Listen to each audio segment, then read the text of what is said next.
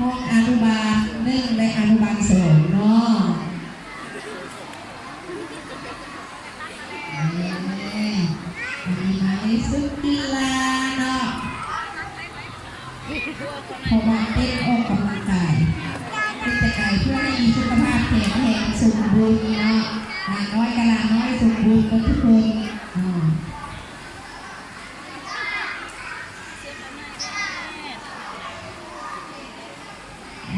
หลานน้อยพากันเต้นนะลูกเด้อ